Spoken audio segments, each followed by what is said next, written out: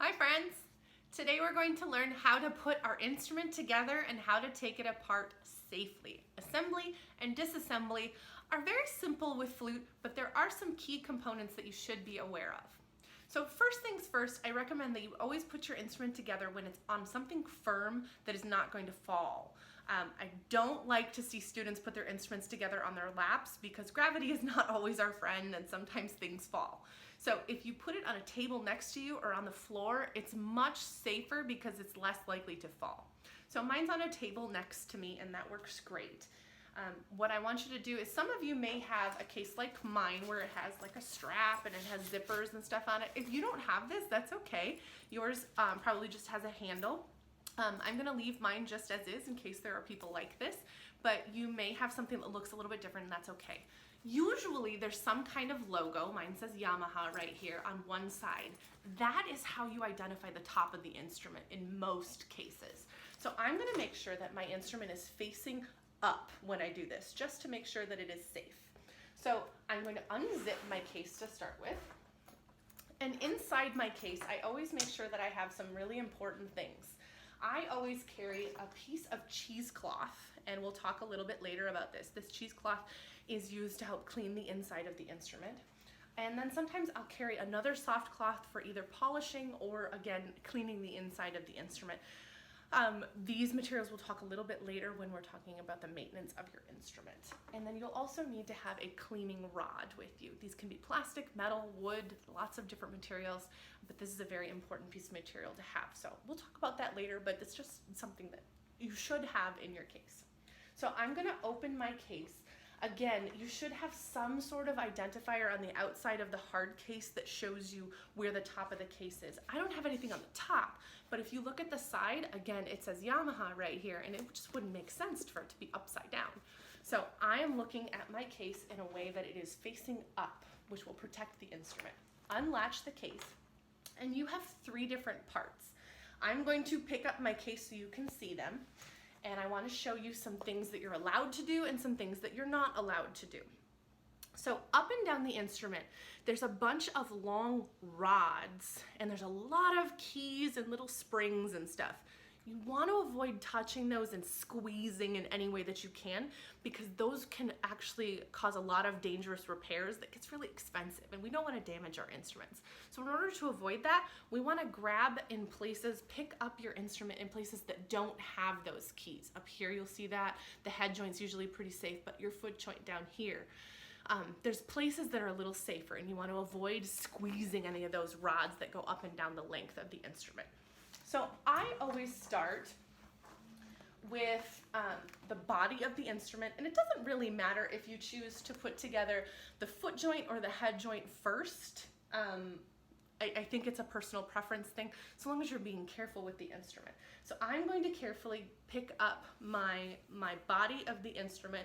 Notice that I'm picking it up here where there's no rods on the instrument, because there's nothing that I can really damage.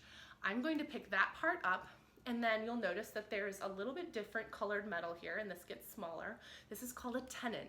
This tenon connects to the foot joint tenon. And I'm going to twist these two pieces together very gently. They should go together very easily.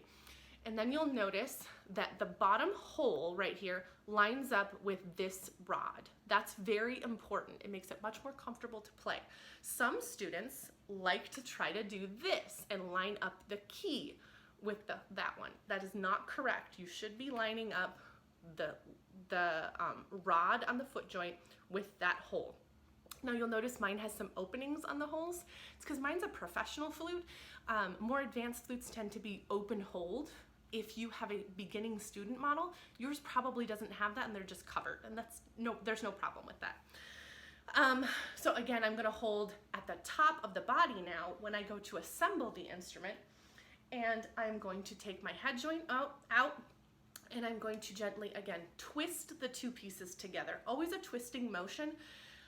It makes it so that your tenons will last longer, and that if you just push them together, it can make them so that they will fall apart more quickly later on. So twisting motion is always good. And usually we like to start about 1/4 inch from the end, from all the way in. You'll notice like the metal color changes just a little bit there. And some flutes, especially student models, will have little arrows that connect right here that you can just match up so that you know that they're aligned properly. Mine doesn't have that because, again, it's not for beginners. But what you're looking for is for the embouchure hole to line up with this first key. So whether you have the embouchure hole, it's a little bit further apart. Sometimes you have arrows that you can connect there. This hole should line up with the first key that's right there. Or I'm sorry, your first key that you're going to press down right here. First key, embouchure hole. And then again, at the foot joint, that first hole right here with the rod. That is all you have to do to assemble your flute. For disassembly, it's the exact opposite. Again, it doesn't really matter which joint you do first. I usually start with the head joint, twisting motion, place it back in the case. Make sure that when you put it away, you do it the same way. So the embouchure plate is usually towards the middle of the case, so that helps you figuring out which way it's supposed to go. And then the embouchure plate should go up. And then I twist again, and I think about this pinky key. Usually they sit in the case with the key towards the middle. And then again, you'll notice this pinky key as well. Usually, once again, it faces the middle, which makes it a little bit easier to figure out which pieces are supposed to go where in your case. So that pinky key, your right hand pinky key, and the embouchure hole all face towards the middle, and all of the keys always face up. That will help protect your instrument. Always make sure that you put it away safely in the case and that you don't add anything extra in here. It's really handy when you have these zipper cases like this because you can put these cleaning cloths inside the case, inside the zipper pouch. If you don't have one of those and you have a handle on the outside of your case, oftentimes I will have students just tie these to the outside of the case so that you don't damage any of the keys that are on the inside. You don't want to add anything to the inside of this case because it's designed to protect the instrument.